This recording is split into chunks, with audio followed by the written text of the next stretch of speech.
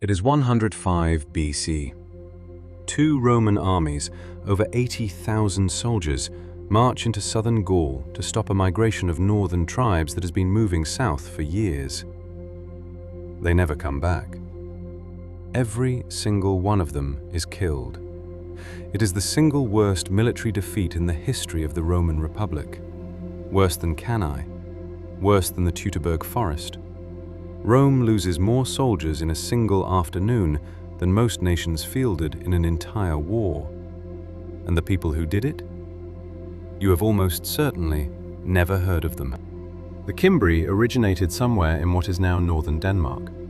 Ancient sources place their homeland around the Jutland Peninsula, a cold, flat spit of land jutting into the North Sea.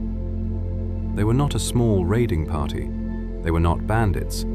They were an entire people on the move.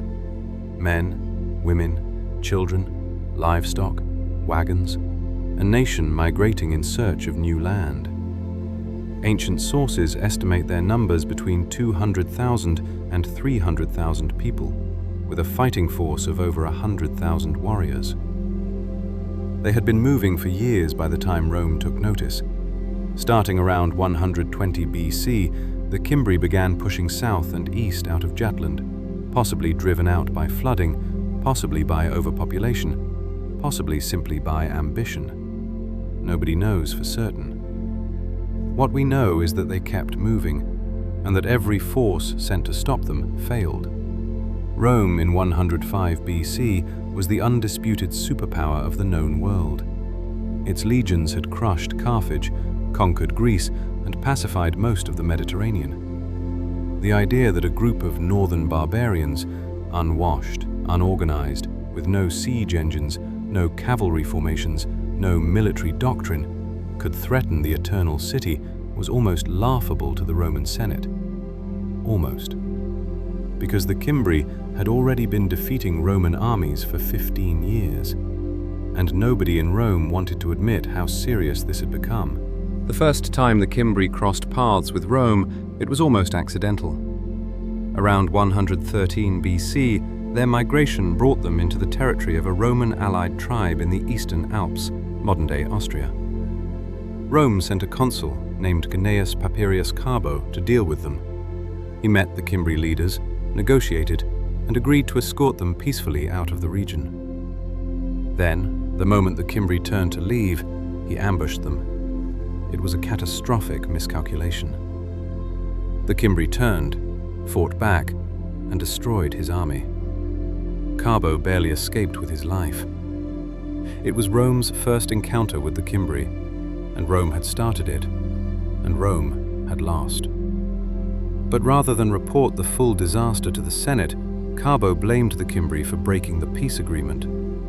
Rome's official position became that these were dangerous, treacherous barbarians. The truth, that a Roman consul had ambushed a people who were simply trying to leave, was buried. The Cimbri continued their migration west into Gaul, picking up allies along the way, including another large tribe called the Teutones. Together they became an unstoppable force, moving slowly, almost lazily, across Western Europe. They weren't trying to conquer, they were looking for somewhere to settle. Rome kept sending armies to stop them. Rome kept losing. 109 BC, the consul Marcus Junius Silanus attacks the Cimbri in southern Gaul. He loses. 107 BC, the consul Lucius Cassius Longinus engages them near modern-day Geneva. He is killed in battle. His entire army surrenders and is forced to walk under the yoke, the ultimate Roman humiliation. 105 BC, Rome sends two armies simultaneously, 80,000 men total, to finally end this. The two commanders, Gnaeus Mallius Maximus and Quintus Servilius Caepio, hate each other so much that they refuse to coordinate their attack. The Cimbri destroy them both in a single day. The Battle of Arosio, October 6th, 105 BC. 80,000 Romans killed. It is, by any measure, one of the greatest military victories in the ancient world, achieved by a people who had no formal military training, no professional army, and no strategic doctrine beyond raw courage and overwhelming numbers. News reached Rome like a thunderclap. The roads south to Italy were open. Nothing stood between the Cimbri and the city of Rome itself. Citizens began to panic. Roman women, according to ancient sources, began sharpening knives, not to fight, but to kill their children, rather than let them be taken. The Roman Senate had one last option: a general named Gaius Marius. Gaius Marius was not a politician. He was not from a noble family. He was a soldier's soldier, blunt, practical, and utterly ruthless. The Senate gave him emergency powers and 5 years to rebuild the Roman army. He used every day of them. Marius reformed the Roman legions from the ground up. He standardized equipment. He created professional soldiers paid by the state rather than citizen farmers who returned home after each campaign. He drilled them relentlessly in new formations designed specifically to counter the Cimbri's tactics: mass charges, overwhelming numbers, brute force. While Marius rebuilt Rome's army, something strange was happening with the Cimbri. They stopped. For almost 3 years after Arosio, after the greatest victory of their migration, the Cimbri did not march on Rome. They turned away. They moved into Spain, raided there for a while, met resistance, and turned back north. Historians still debate why. Some believe they were waiting for the right moment. Some believe they were simply following their instinct to find good land rather than destroy cities. Some believe they underestimated how fast Rome could recover. Whatever the reason, it was the single greatest mistake of their migration. By 102 BC, the Cimbri and their allies, the Teutones, finally turned south toward Italy. But now there were 2 passes through the Alps, and the tribes divided. The Teutones would take the western route, the Cimbri the eastern. Marius was ready. He met the Teutones first, at a battle near Aquae Sextiae in southern Gaul. He chose his ground carefully, let them charge uphill into prepared Roman positions, and destroyed them utterly. Their leader Teutobod was captured. The Teutones, as a people, ceased to exist. The Cimbri didn't know yet. They were already crossing the Alps. The crossing of the Alps by the Cimbri is one of the most remarkable feats in ancient history. Ancient sources describe them sliding down snowfields on their shields, laughing, using their enormous round shields as sleds. They were not afraid. They had been moving for 20 years. A mountain range was just another obstacle. They came down into the Po Valley in northern Italy in the winter of 102 BC and found a Roman army waiting for them. Marius had marched his victorious army east across southern Gaul at extraordinary speed. He was there. The Cimbri sent envoys to demand land for themselves and for the Teutones. Marius reportedly told them the Teutones already had land. When the Cimbri asked where, he brought out their captured king, Teutobod, in chains. The Cimbri knew then that they were alone. The final battle came at Vercellae in the summer of 101 BC. Marius chose a flat plain, perfect for Roman cavalry and formations, terrible for the Cimbri style of massed charge. It was a hot July day, and ancient sources record that the Cimbri suffered terribly from the Italian heat. Men who had spent their lives in the cold north, fighting in the summer sun of the Po Valley. The Roman cavalry hit their flanks.